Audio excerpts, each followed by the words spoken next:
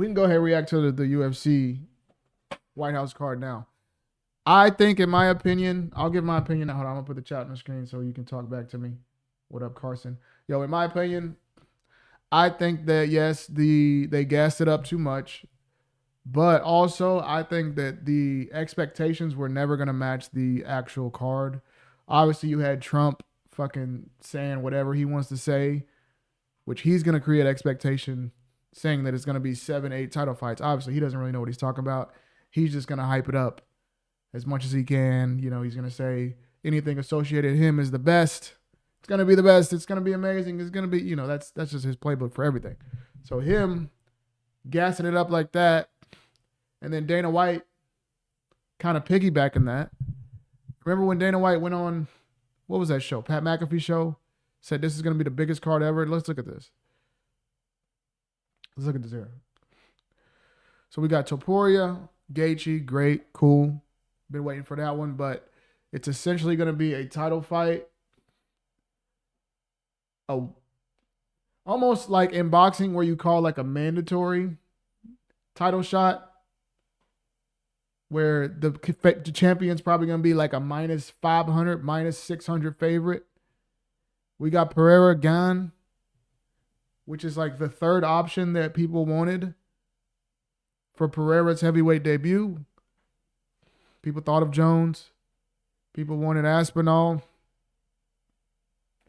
So it's like when this is what always happens with the UFC. When you can't get the matchups you want at the top, they just say, you know what, fuck it, just throw Cyril Gane in there.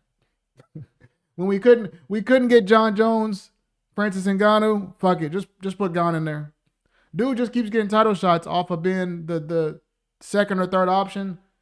And the other ones just don't get there, and they say, you know what, just give it to Gane, I guess. Just give it to Gane. He'll probably find a way to lose this again. Even though my early prediction, I think Gane can definitely win that fight. Gane can make it competitive, but Gane is just Gane, so he'll probably find a way to get knocked out. O'Malley's a hobby. I mean, is this the best matchup you could have made for O'Malley? And I really don't want to complain because I am not hating on this card as much as other people are. They overpromised, but also if you look at the calendar, if you just look at the calendar, this is June 14th. International Fight Week is a calendar point out card that they hone in on every year. And it's either in June or July every year. So the White House card and International Fight Week are going to be within a month of each other. So they can't just sell out like they did kind of with UFC 300. Even people weren't even satisfied with that. But they can't sell out like they did with UFC 300 and just throw all the talent there and have nothing left for International Fight Week. But I suffice. We'll keep going. Roofy versus Chandler. Chandler just been sent to slaughter again. Even though I do think that if Roofy is there to get hit. He keeps the hands low. Chandler was a dangerous striker. I don't know what's left of him at this point. Roofy would definitely be faster, sharper on the feet. Maybe Chandler will try to mix in some wrestling and can make it interesting. Winnable fight. Probably out of the guys ranked in the top 15, one of the few winnable fights for Chandler, but I think he'll probably just get knocked out, sent to retirement. And this UFC Freedom 250 card basically puts a button on two things we've been wondering for a long time. Chandler Connor is dead. John Jones' comeback is dead. These two things are just not happening. Connor Chandler, give it up. It's not happening. John Jones comeback. John Jones Topuria. John Jones Aspinall. It's over, bro. It's over. Neither one of those are happening. Next we got Dawkins, Bo Nickel. We knew Bo Nickel was going to be on there, but the biggest card of all time. Who would have thought the biggest card in UFC history would have Kyle Dawkins on it. If you would have said the greatest card that UFC could make in history is going to have Kyle Dawkins on it, nobody would have believed you. And then Diego Lopez versus Steve Garcia, which is a very fun fight, but also this is almost a fight of guys that the UFC is trying to force feed. Lopez, we got force fed a rematch that nobody asked for. Bo Nickel, people have complained that they force feed him to us, putting him on main cards. Hoofy, when he lost to Benil, people said that they were trying to force feed him and make him come to the top, but then he got exposed. But he came back with a good win, so I won't say it for him. And then people have always said that O'Malley has had favorable matchmaking. You see him here on the biggest card of all time. Sandhagen's right there ready for the fight. And they give him the number 6 ranked guy. When he's trying to be next for a title shot, you got him fighting down 3 slots when Sandhagen was available and calling for it. So the card is not the most amazing thing that could have been made, but also of the options that they had, it's going to be pretty good. Now that they filled it out with these guys, what can they do with International Fight Week? Is Conor still an option for International Fight Week? John, I don't think. Is Conor still an option for International Fight Week? And would it be Conor, Nate? Would it be Conor, Masvidal?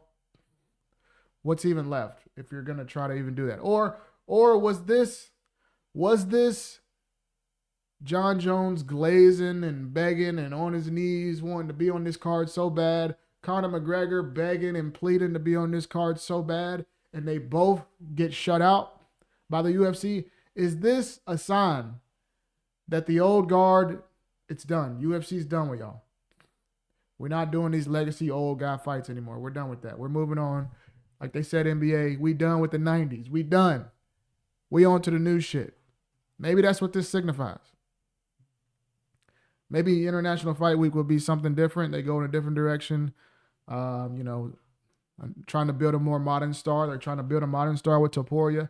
Maybe they're trying to build another modern star at International Fight Week. And, maybe we get Hamzat, Strickland. I don't know. They can't sell tickets to the White House. They can for IFW, so they are saving them for the ticket sales. Yeah. I mean, that makes sense. Makes sense. But we're gonna put on. But this is why people are upset, because they hold you to your word, Dana White. I know Dana White likes to lie and bullshit. He's a bullshit artist. He makes stuff up all the time. But when you're the face of a sport, people kind of hold you to your word. Obviously everybody wants to fight on that card. And that's a good thing, because we're going to put on the best card we've ever done for that White House event. Holy shit, Dana. Imagine, just think about what I'm going to do for this fight, and then think about what Trump is going to do for this fight. You know what I mean? It's going to be it's a one-of-one experience. Like when we did the Sphere, it's the Sphere on steroids. I mean, it's going to be a one-of-one event.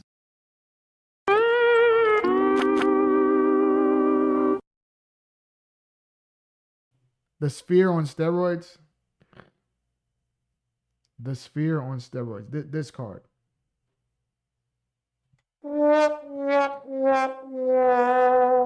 Yeah. Yeah, we're not buying that one, buddy. Dana White, remember you said you don't actually do anything.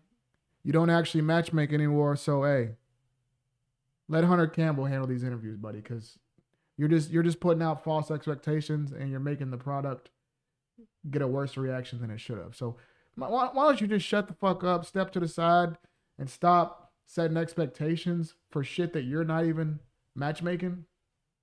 Yeah. Let Hunter Campbell do it. Let Hunter Campbell do these things from now on. All right. That's enough about the card right for now. Max Holloway versus Charles Oliveira is about to start. So we're going to lock in on this card. But yeah, the White House card. And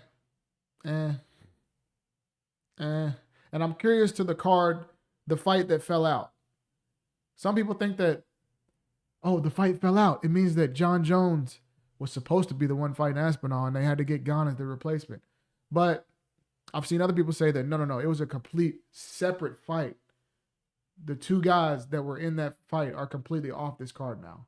Like, it was two completely different matchup, or one completely different matchup, two guys that are completely gone from the card now because it fell through. And I'll be curious to see what comes out in the next couple of days about, what that fight was. If it was actually that if it was just that Jones was supposed to be in the spot that Gane is in, I wouldn't really give a shit. People said they couldn't meet his demands on money. John, like I said in my last video, it's doing great, actually, by the way. Shout out to y'all for watching that video about Max Holloway. But this is what all the UFC guys do. You guys wait too long to start complaining about fighter pay. Why don't you do it in your prime when you're on top? No one ever has nothing to say about fighter pay when they're the guy on top. Like, if Ilia Topuria right now, as the guy on top, starts complaining about fighter pay, you actually going to have some pull. But all y'all wait until you're 35, 36, 37, past your prime, not the top star anymore, to start complaining about pay. And they can now, it's not your air anymore. They can just shun you. When you start bitching about money, when you start making more demands, they can just shun you, put you to the side. Y'all saw what Conor McGregor said earlier? That Conor interview was interesting. Conor said they don't like to put me on these big cards because they know that it would be too much of a big bill to put out. They say that he said that they never stack his cards because they know it'll sell just off of him. They never give him no help on cards. They never put him on milestone cards because they know that him alone will sell it. And he says that he was originally supposed to fight Michael Chandler on the White House, but the UFC changed their mind. See? UFC is not going down to your demands like they were when you were in your prime, when you were that guy, John Conor. He also says, look at this. Izzy reacts to Zuffa Boxing paying Conor Benn for $15 million for one fight. Fuck it, I want $15 million too. Conor McGregor says, if Conor Benn's getting $15 million, what the fuck should I get? $1 billion?